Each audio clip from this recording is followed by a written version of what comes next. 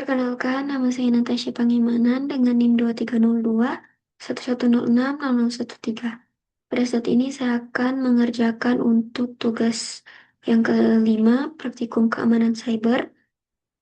Saya akan mengerjakan untuk part yang ke-1 dan kedua. Saya langsung saja masuk pada part yang ke-1. Untuk part 1 ini saya akan melakukan proses capture DNS traffic menggunakan Wireshark. Dan pada step yang pertama di sini ada download dan install Wireshark. Di sini saya sudah menginstal Wireshark sesuai dengan arahan dari modul. Dan saya sudah mengakses untuk Wireshark-nya. Dan selanjutnya saya akan melakukan capture DNS traffic.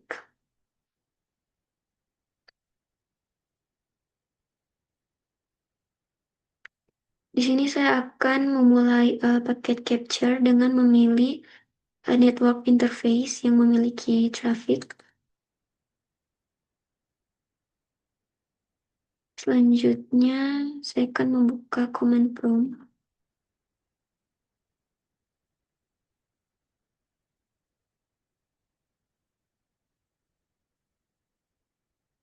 Selanjutnya, saya akan mengetik ipconfig.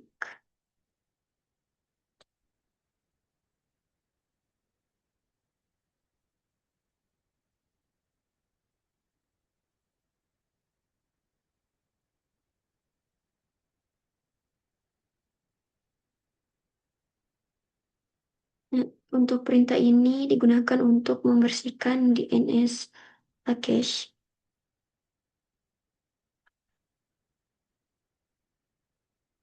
Selanjutnya, saya akan mengetik nslookup.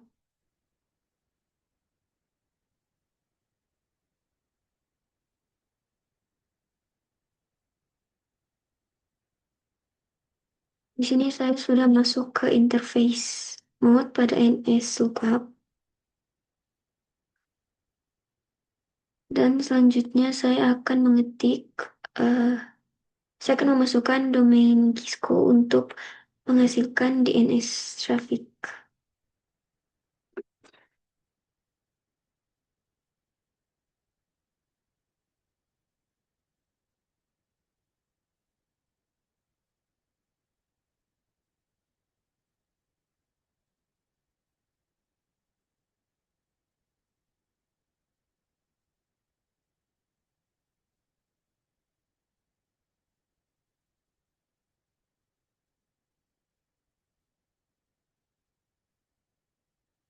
Di sini saya sudah menutup comment prompt dan saya akan melihat pada Wireshark. Saya klik tombol stop capture. Di sini paket capture sudah selesai. Jadi untuk kesimpulannya, pada bagian ini saya berhasil melakukan capture DNS traffic menggunakan Wireshark.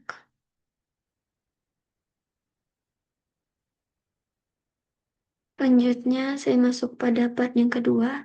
Di sini saya akan mengeksplorasi DNS query traffic yang telah ditangkap menggunakan Wireshark. Jadi pada filter box, saya akan mengetik UDP port sama dengan 53.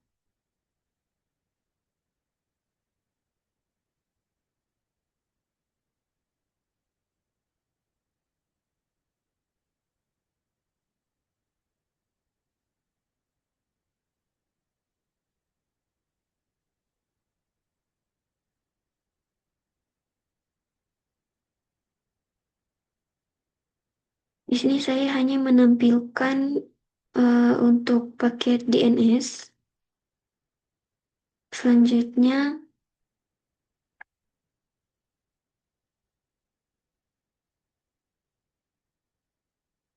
saya akan memilih paket DNS query untuk domain Cisco.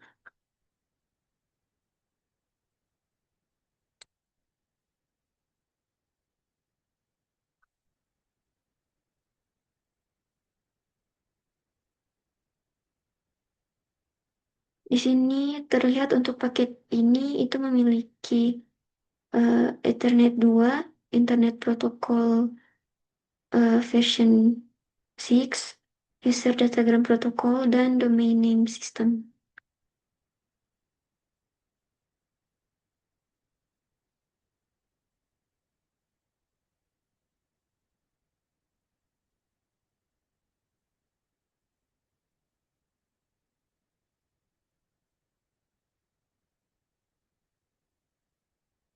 Dan selanjutnya di sini terdapat detail source dan destination MAC address. Dan di sini ada pertanyaan. Jadi untuk source MAC address itu adalah MAC address perangkat komputer yang digunakan, dan destination MAC address itu adalah MAC address perangkat gateway atau router. Dan MAC address source itu terhubung dengan network interface komputer, sedangkan destination MAC address terhubung dengan router atau gateway jaringan. Selanjutnya pada bagian Internet Protocol version 6. Di sini terdapat source dan destination IPv6 address. Di sini juga ada pertanyaan. Jadi untuk source IP address itu merupakan IP address komputer yang digunakan, dan destination IP address itu merupakan IP address DNS server. Jadi untuk source IP itu terhubung dengan network interface komputer, sedangkan destination IP terhubung dengan DNS server. Selanjutnya bagian user datagram protokol. Di sini terdapat source dan destination port. Untuk pertanyaan, untuk source port itu menggunakan dynamic atau ephemeral port. Destination port adalah port 53, dan default DNS port number adalah port 53. Dan selanjutnya saya akan membuka command prompt,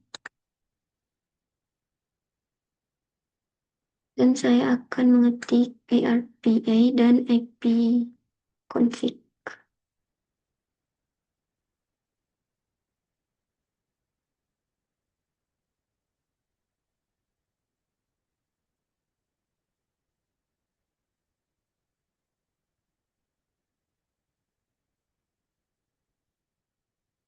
Sini saya merekam MAC address dan IP address dari komputer. Em, dan untuk pertanyaan modul, di sini saya akan membandingkan MAC address dan IP address pada hasil Wireshark. Apakah sudah sesuai dengan yang ditampilkan pada IP config? Untuk MAC address di sini sudah sesuai 1C, CE 5147 4A dan 04. Dan untuk IP address di sini juga sudah sesuai, yaitu FE80D496 E78175C1 dan 52A3. Jadi paket DNS query-nya itu berasal dari komputer yang digunakan. Selanjutnya pada bagian domain name system.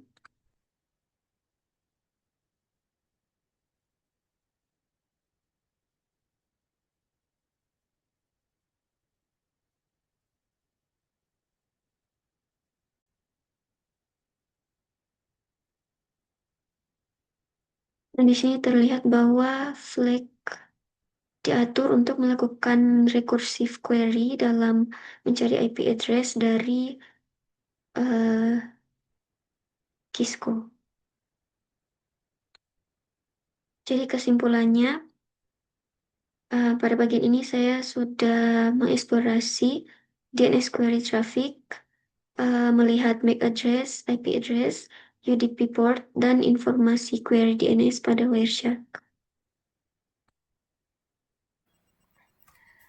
Baiklah, perkenalkan nama saya Agatha Biring dengan NIM 230211060018 dan pada saat ini saya akan melanjutkan untuk mengerjakan praktikum keamanan cyber tugas yang kelima di partnya yang ketiga, yaitu Explore DNS Response Traffic. Jadi langsung saja kita masuk ke bagian yang pertama, yaitu di mana di bagian A ini kita disuruh untuk memilih corresponding response DNS dengan label standard query yang ini yang tertera dalam modul. Dan di sebelah kanan, di tab sebelah kanan saya sudah terbuka untuk respons DNS paket yang ditulis dalam modul di bagian sini dan sudah saya highlight. Dan kita masuk ke langkah selanjutnya. Di sini ada pertanyaan. Jadi apa MAC address, IP address, dan port numbers asal dan tujuan dari paket yang sudah kita pilih ini, dan juga bagaimana mereka membandingkan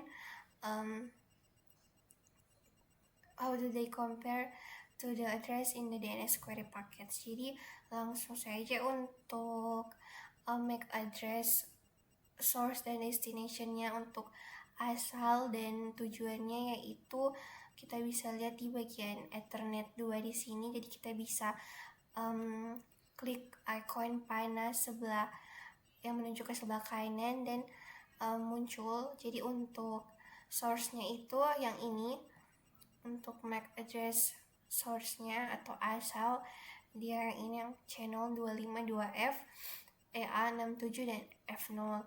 Dan untuk destination-nya atau tujuan atau MAC address destination yaitu yang ini, yang 94BB430B284C.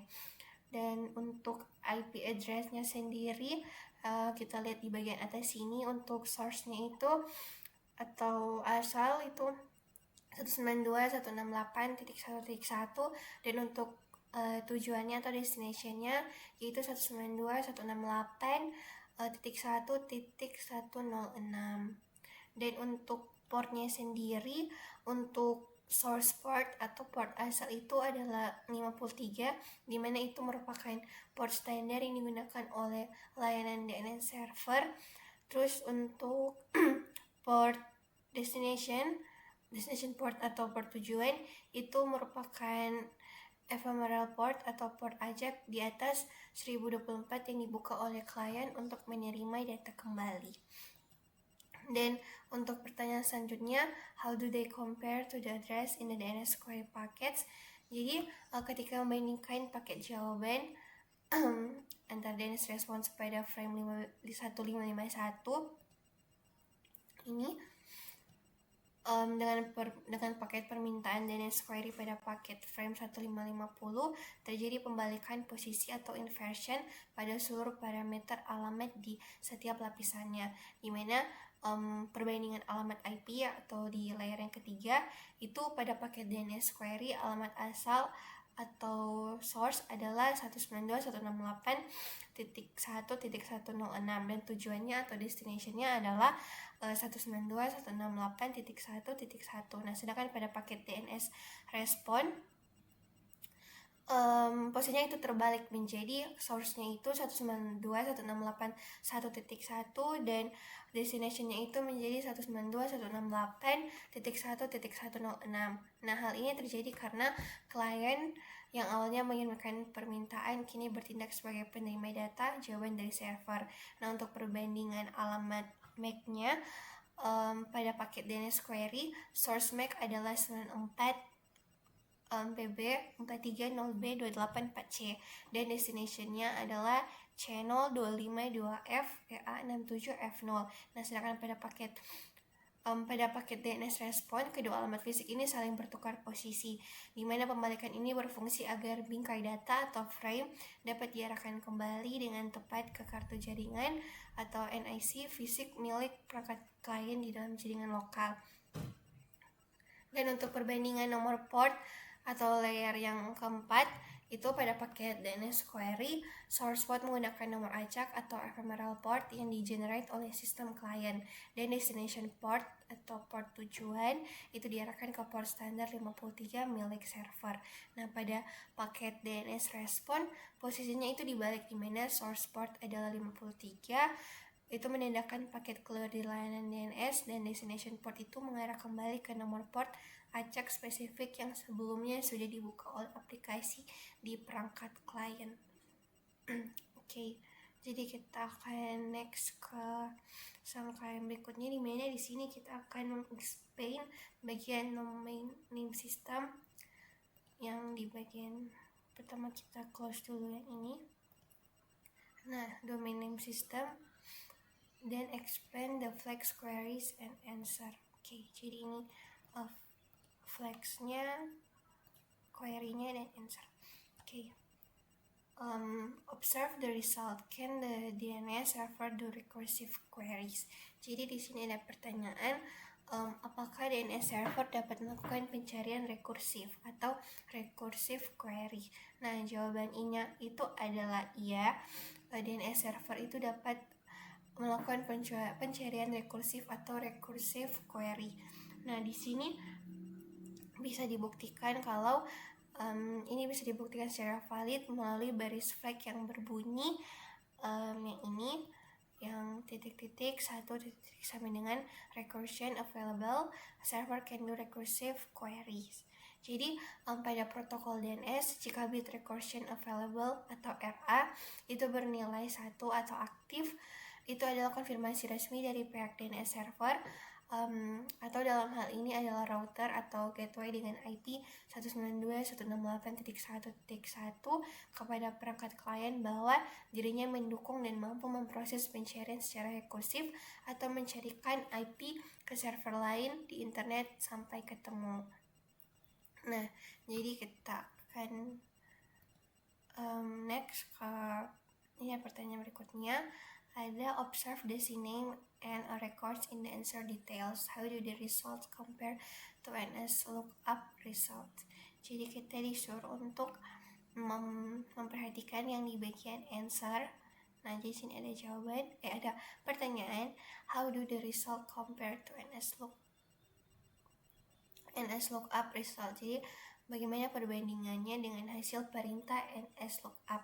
Nah, jadi jika kita menjalankan perintah www.syscall.com melalui terminal atau command prompt yang ada pada komputer kita, hasil yang didapat itu akan memiliki beberapa karakteristik perbandingan sebagai berikut. Nah, yang pertama ada kesamaan informasi dasar atau substansi data. Nah, hasil dari NS lookup akan konsisten menampilkan informasi esensial yang sama. Nah, layar NS lookup itu akan menunjukkan deretan teks aliases atau yang mencantumkan nama-nama domain alamat tersebut serta menampilkan baris address yang berisi nomor IP akhir dari situs tersebut. Nah, selanjutnya ada perbedaan detail pada tampilan jaringan. Nah, Wireshark atau analisis mendalam itu menampilkan seluruh proses rantai pengalihan atau resolving chain secara hierarkis dan kronologis satu persatu dari atas ke bawah. Nah, sedangkan NS lookup itu merupakan tampilan yang praktis, di mana itu tergantung pada versi OS atau sistem operasi dan DNS resolver lokal yang digunakan.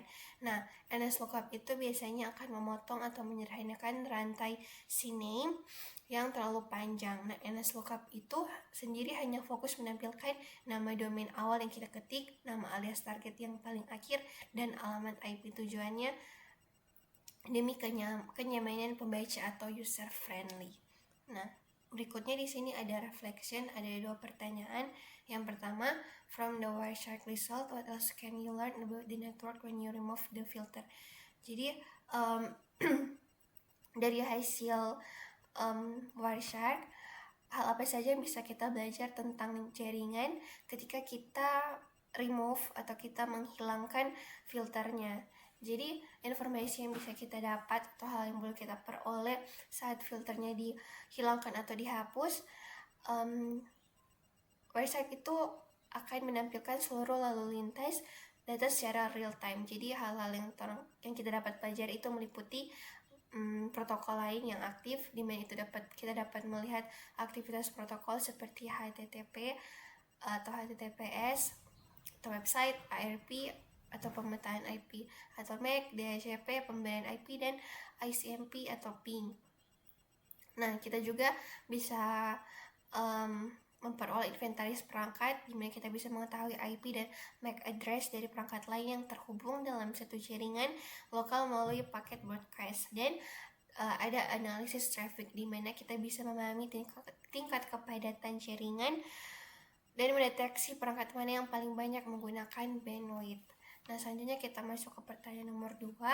How can attacker use Wireshark to compromise your network security? Atau bagaimana cara attacker atau penyerang menggunakan Wireshark untuk compromise atau menyalahgunakan keamanan jaringan kita. Nah, jadi bagaimana caranya? Itu sebagai alat pemantau atau paket sniffer, di mana Wireshark itu dapat digunakan penyerang untuk meretas keamanan dengan beberapa cara. Yang pertama, pencurian data atau sniffing, di mana para attacker itu membaca data sensitif seperti username, password, dan pesan pribadi jika jaringan menggunakan protokol tanpa enkripsi seperti HTTP atau FTP. Terus yang kedua, ada pengumpulan informasi atau reconnaissance, di mana ini merupakan pemetakan topologi jaringan. Attacker mengetahui sistem operasi korban dan serta mencari port dan celah keamanan yang terbuka.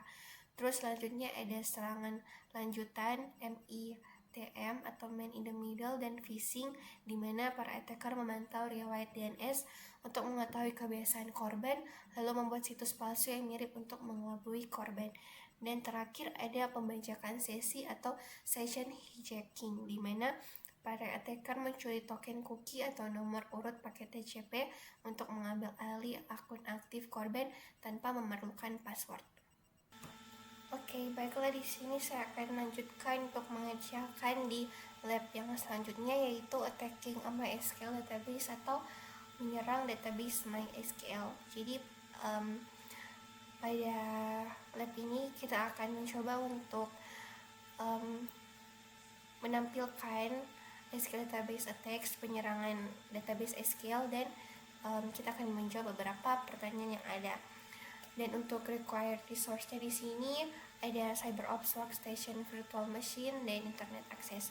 Nah, jadi langsung saja kita masuk ke dalam part 4, yaitu kita akan membuka pcap file dan mengikuti SQL database attacker atau penyerangan database SQL. Jadi langsung saja kita masuk ke step yang pertama, di mana kita akan membuka Wireshark dan membuka pcap file. Jadi langsung saja kita pergi ke application di bagian kiri atas, kita pergi ke CyberOps dan Wireshark, dan kita tunggu sampai Wireshark-nya selesai dibuka. Dan selanjutnya kita disuruh untuk membuka file yang ada di Wireshark. Nah, dan di dalam file ini kita akan mencari lab support files. Kita sudah masuk ke dalam lab support files dan kita disuruh cari SQL lab pcap. Ini dia.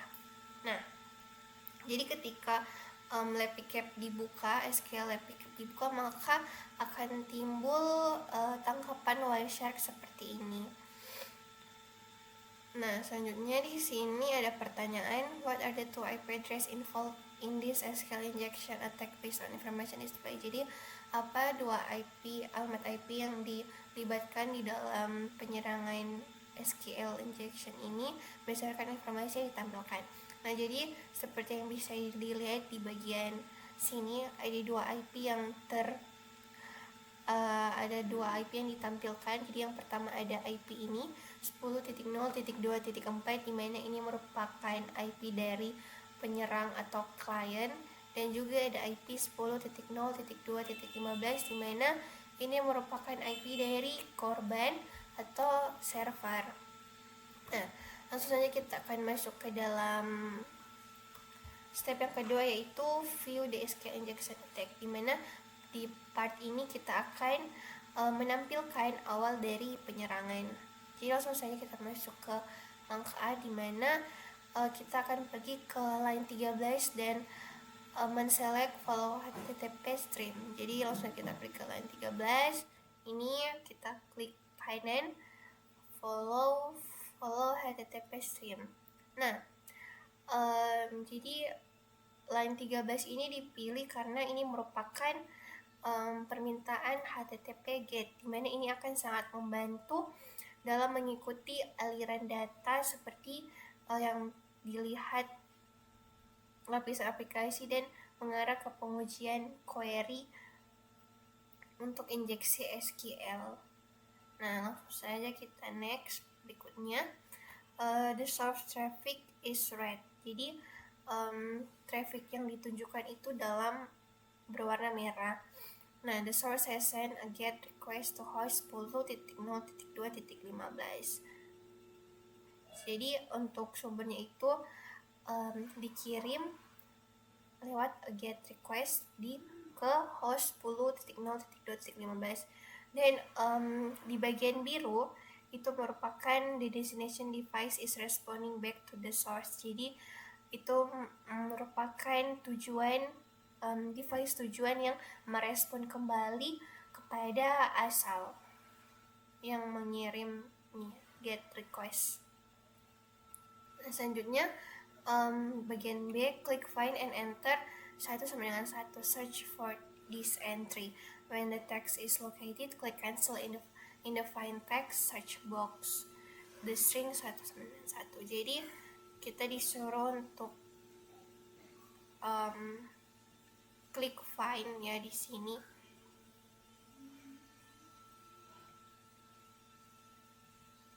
Oh, ini. Jadi find 1 sama dengan 1. Nah, jika sudah, klik cancel in the find text search box. Oke. Nah, cuman pada website saya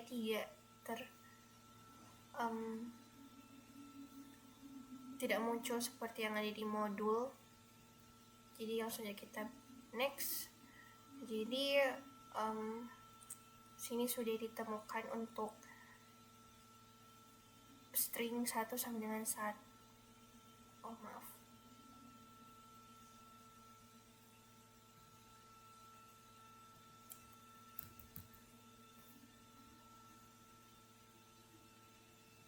Nah, sudah ditemukan untuk string 1 sama dengan 1. Jadi kita lanjut ke berikutnya, dimana penyerang itu sudah memasukkan query 1 di mana 1 ke user ID pada target dengan target 10.0.2.15 untuk melihat apakah aplikasi tersebut rentan terhadap injeksi dari SQL. Nah, alih-alih aplikasi merespon dengan pesan login yang gagal, itu merespon dengan catatan dari database-nya sendiri. Nah, jadi penyerang itu telah memverifikasi mereka bisa menginput an SQL command atau command SQL, dan database akan meresponnya. Nah, jadi the search string 1 sama dengan 1 atau string pencarian 1 sama dengan 1 itu membuat pernyataan SQL yang akan selalu benar. Nah, dalam contoh ini tidak masalah apa yang dimasukkan ke dalam kolom itu akan selalu benar. It always be true.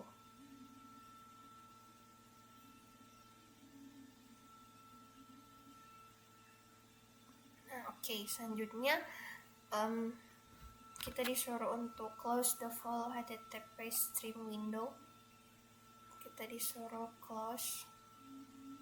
Oke, and clear to display the entire Wireshark conversation. Jadi kita akan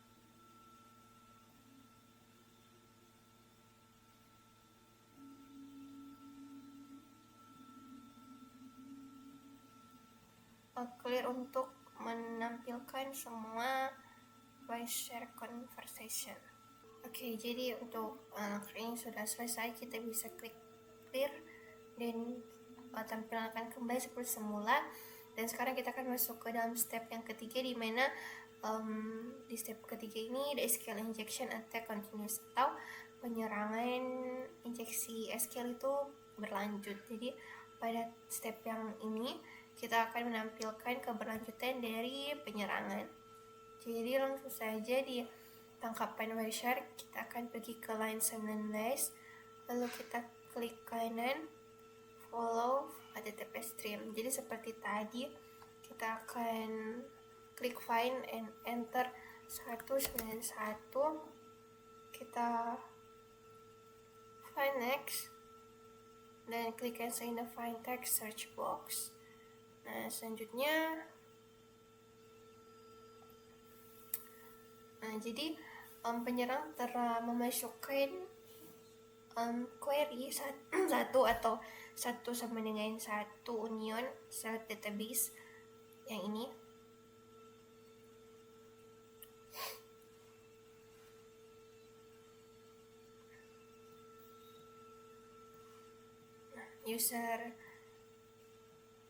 User hashtag ke user ID search box on the target 10.0.2.15. Jadi penyerang itu telah memasukkan query ini ke dalam search box dengan target 10.0.2.15. Jadi alih-alih aplikasi merespon dengan pesan kegagalan login, aplikasi tersebut merespon dengan informasi sebagai berikut. Jadi bentar.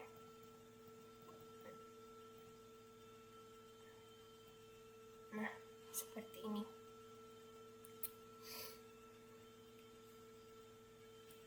Nah, jadi sekarang untuk nama database-nya itu adalah dvwa, dan database usernya itu adalah dvwa@localhost, dimana terdapat juga beberapa akun atau multiple user yang ditampilkan. Oke, jadi kita next ke step yang berikutnya, dimana kita akan close the full HTTP stream windows. Kita akan close dan kita clear seperti tadi. Nah, oke, selanjutnya kita masuk ke step 4, dimana the SQL injection attacks provide system information. Jadi penyerang itu melanjutkan dan mulai untuk mentargetkan more specific information atau informasi yang lebih spesifik. Jadi sekarang kita pergi ke line 22, dan seperti langkah-langkah sebelumnya kita akan follow HTTP stream. Nah, jadi in red, jadi yang merah, the source traffic is shown and is sending the GET request to host 10.0.2.15. Jadi yang warna merah itu merupakan lalu lintas sumber yang ditampilkan dan mengirimkan permintaan GET ke host 10.0.2.15. Sedangkan yang warna biru itu merupakan perangkat tujuan yang merespon kembali ke sumber atau ke source. Nah, jadi seperti tadi,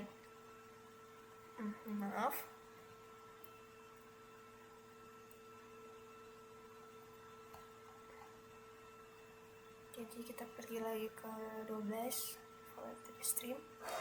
Nah, jadi di sini seperti tadi kita klik satu, kita find. Nah, jika sudah selesai, seperti tadi penyerang itu telah masukkan query ini. Untuk locate the version and the identifier, atau untuk menemukan lokasi dari identifier version. Jadi untuk menemukan pengidentifikasi versi. Jadi di sini kita bisa perhatikan bagaimana versi dari pengidentifikasi versi itu berada di akhir output tepat sebelum kode HTML penutup yang ini, yang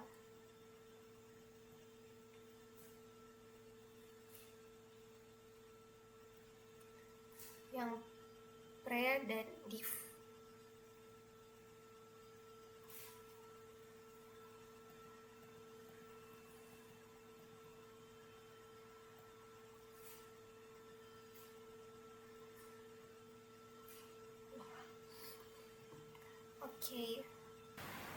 Oke, selanjutnya di sini ada pertanyaan what is the version atau apa versinya. Nah, jadi kita bisa lihat di bagian sini ini merupakan versinya yaitu 5.7.12 minus 0 Ubuntu 1.1. Nah, jadi kita sekarang disuruh untuk meng-close HTTP stream Windows-nya dan klik clear.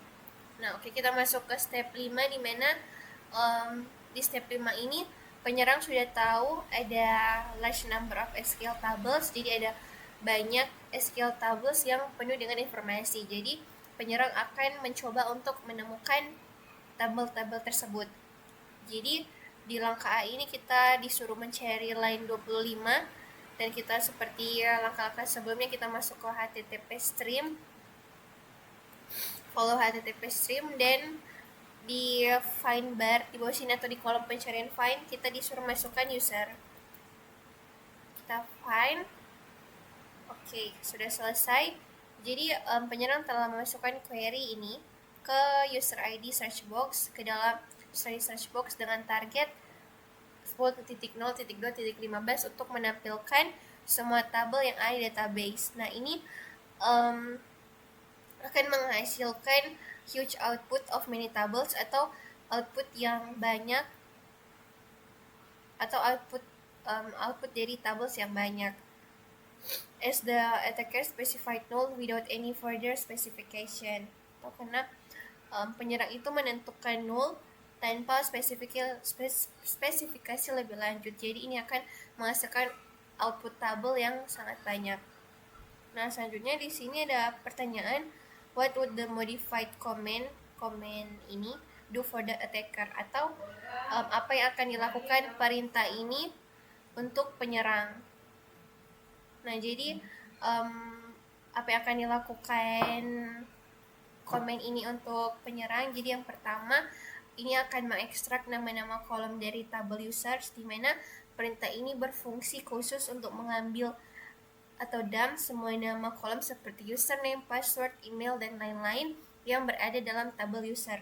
Terus yang kedua, memanfaatkan metadata system atau information schema, di mana karena penyerang itu tidak tahu struktur internal database, maka mereka meminta informasi langsung dari tabel sistem bawaan SQL, information schema kolom yang menyimpan seluruh cetak biru atau blueprint dari struktur database. Terus yang ketiga, melewati validasi autentikasi atau one or 1 kombinasi, di mana kombinasi ini memastikan bahwa kondisi logika query asli web selalu bernilai benar atau true, sehingga aplikasi web terpaksa mengeksekusi operasi union select yang ditampilkan di belakangnya. Dan terakhir, untuk menyamakan struktur kolom, di mana penggunaan nilai null di kolom pertama itu bertujuan untuk menyamakan jumlah kolom data yang diminta oleh penyerang dengan jumlah kolom yang dikeluarkan oleh query asli milik halaman web, sehingga tidak memicu error sistem. Jadi itu yang akan dilakukan oleh command ini untuk penyerang. Dan di langkah berikutnya kita disuruh untuk meng-close HTTP stream Windows dan clear. Oke, kita masuk ke step 6. yaitu the text end with the best price of all password hashes. Jadi penyerangan berakhir dengan hadiah terbaik, yaitu password hashes. Nah, jadi langsung saja di sini di website capture kita klik kanan di line 28, kita follow HTTP stream. Nah, selanjutnya di sini di kolom pencarian find kita ketikkan 1 sama dengan 1, kita find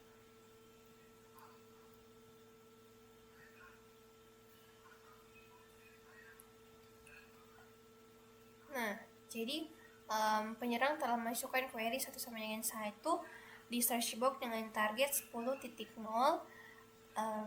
titik 10.0.2.15 untuk mengambil username dan password hashes. Oke, baiklah, jadi di bawah sini ada pertanyaan, which user has the password hash of ini 8D3533D75 dan seterusnya. Jadi kita bisa mencari terlebih dahulu untuk hash dari kode ini. Jadi untuk 8D itu ada di sini. Ya, bisa lihat itu sudah sama. Jadi untuk user dari ini 8D 3533 D7 dan seterusnya itu adalah ini 1337. Jadi ini untuk name-nya yaitu 1337. Jadi untuk user dari password hash ini adalah 1337. Nah, selanjutnya using the website such as ini crackstation.net, copy the password hash into the password hash cracker and get cracking. What is the plain text password? Jadi kita disuruh untuk masuk ke website ini untuk mendapatkan plain text password dari password hash ini. Jadi kita akan cracking. Jadi langsung saja kita masuk ke websitenya.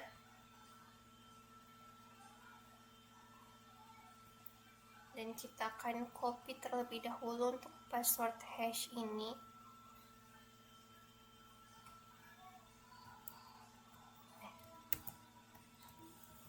Ini. Dan kita pergi ke websitenya. Oke. Nah, kita akan cracking untuk password hash. Jadi kita crack hash.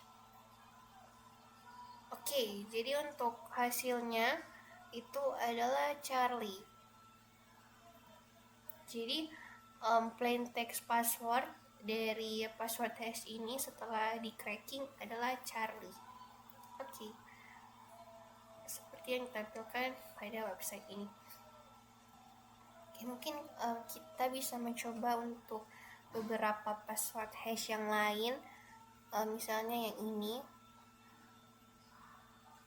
yang milik Pablo dengan name Pablo. Okay.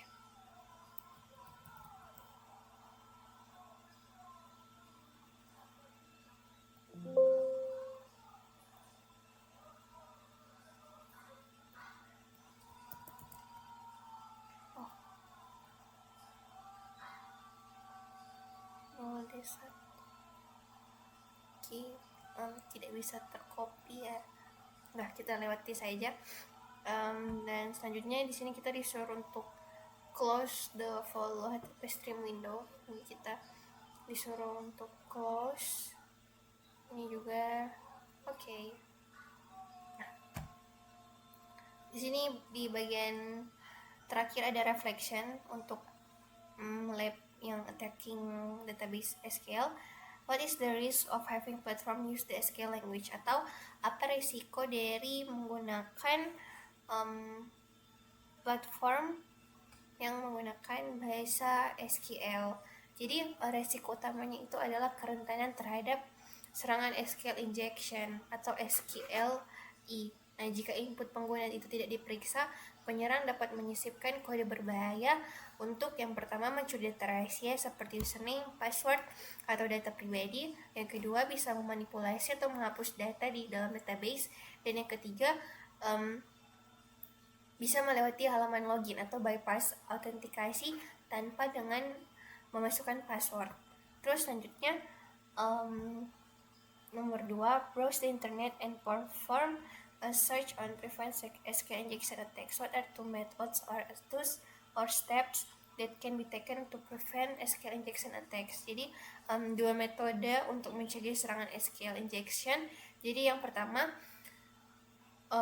metode yang pertama itu kita bisa menggunakan parameterized query atau prepared statements, di mana ini memisahkan secara tegas antara kode perintah SQL dan data input pengguna sehingga input berbahaya dari penyerang hanya dianggap sebagai teks biasa dan tidak akan dieksekusi oleh database.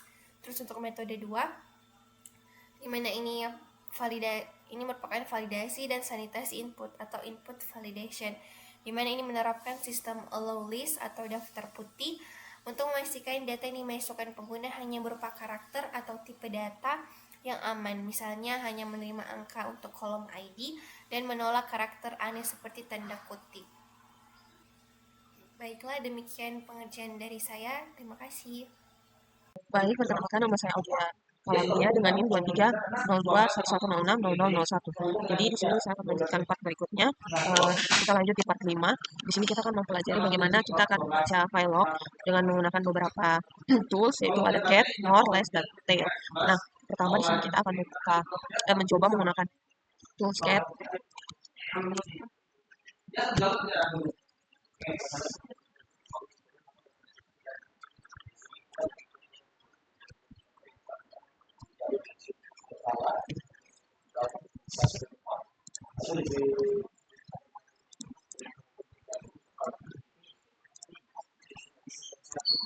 Nah, di sini bisa kita lihat dia akan menampilkan seluruh isi file langsung ke terminalnya. Dan kalau misalnya filenya sangat besar, di sini dia akan langsung tampil semua. Jadi akan sulit untuk dibaca dan agak susah untuk scroll ke atas. Lanjut, selanjutnya kita akan menggunakan more.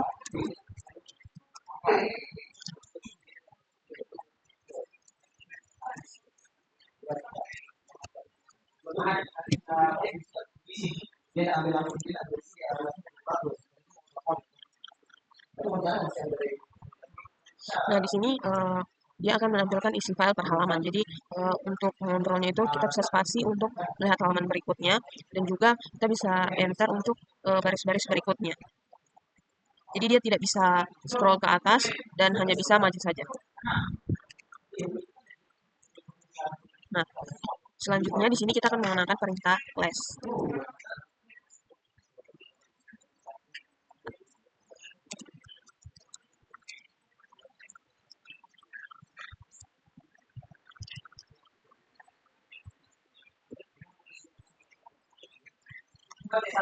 Nah, di sini kalau menggunakan less, di sini untuk kita bisa mengontrolnya menggunakan spasi untuk ke halaman berikutnya dan juga untuk navigasinya kita bisa menggunakan panah atas bawah di sini.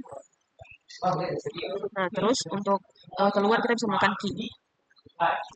Dan selanjutnya kita akan menggunakan perintah tail.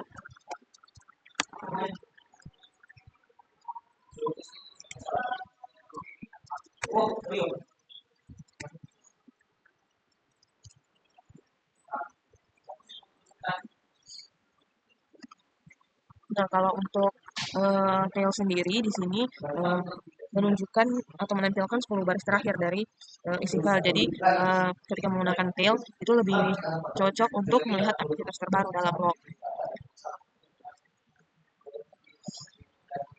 Nah, selanjutnya di sini kita akan monitoring log secara real time menggunakan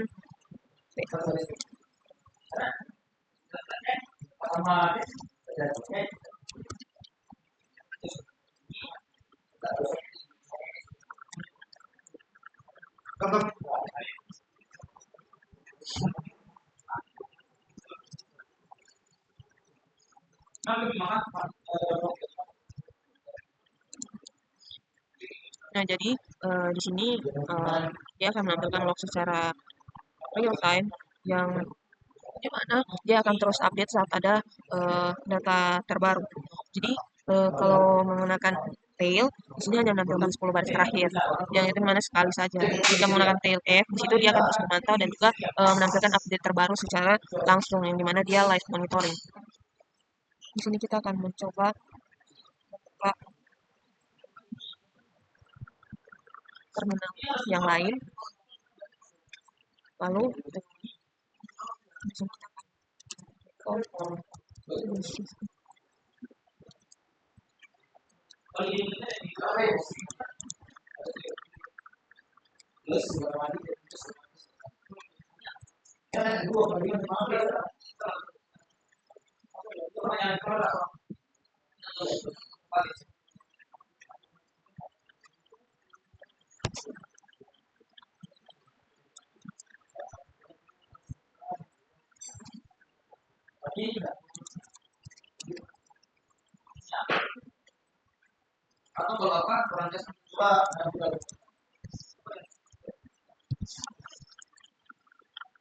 kita akan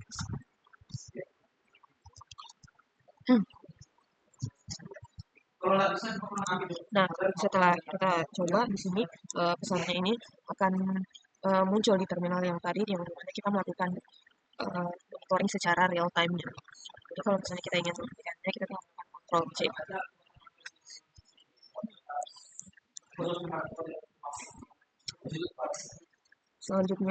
Selanjutnya untuk part 6 di sini kita akan mempelajari tentang log files dan juga application logs, yang di sini kita akan mengumpulkan dan juga menggunakan log dari berbagai perangkat secara terpusat. Ya, jadi di sini pertama kita akan menggunakan perintah berikut.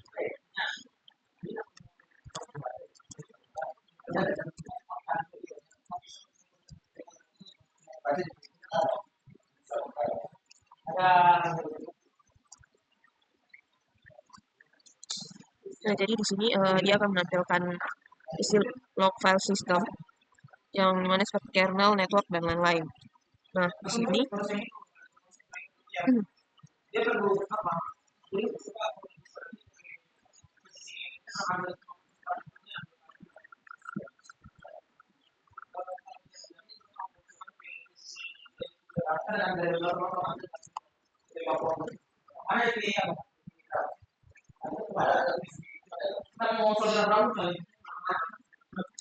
kita akan melihat log lama menggunakan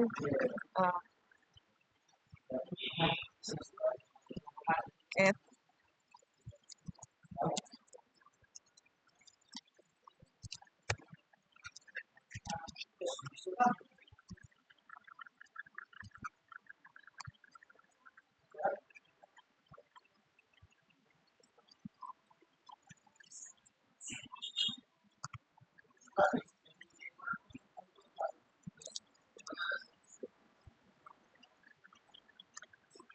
jadi di sini kita bisa memungkinkan untuk melihat histori aktivitas dari sistem. Nah, selanjutnya di sini kita akan part 7, di sini kita akan mempelajari sistem log lain di Linux, yaitu menggunakan jurnal yang dikenal sebagai yang dikelola oleh service sistem di jurnal. Nah, di sini pertama kita akan menjalankan tools jurnal ini.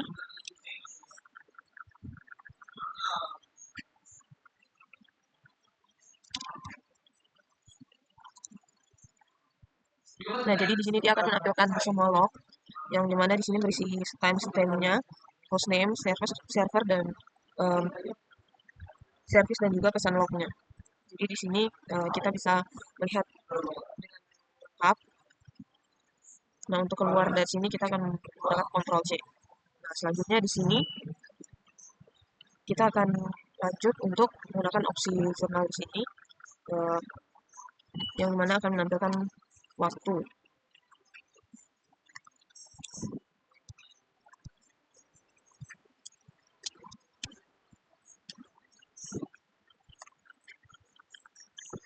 Di sini dia akan mengubah timestampnya ke format PTC. Nah, selanjutnya di sini kita akan melihat log saat boot terakhir. Dan di sini kita menggunakan nah, di sini dia akan menampilkan log jam terakhir sistem dinyalakan. Jadi di sini cocok untuk troubleshooting saat booting.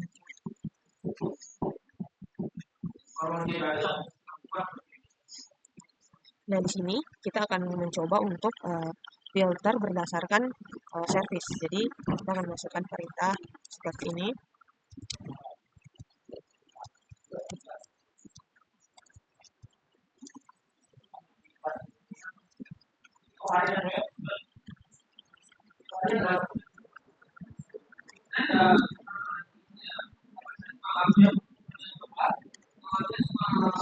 Nah, jadi di sini dia akan service tertentu, contohnya seperti Nginx yang sudah kita list di sini service Nginx. Lalu dalam waktu rentang tertentu, jadi contoh di sini kita isi today yang dimana di hari rentang hari ini. Lanjut di sini kita akan menampilkan log kernel menggunakan K.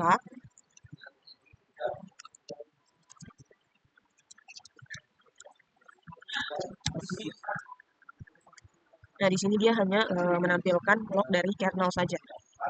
Selanjutnya di sini kita akan monitoring secara real time.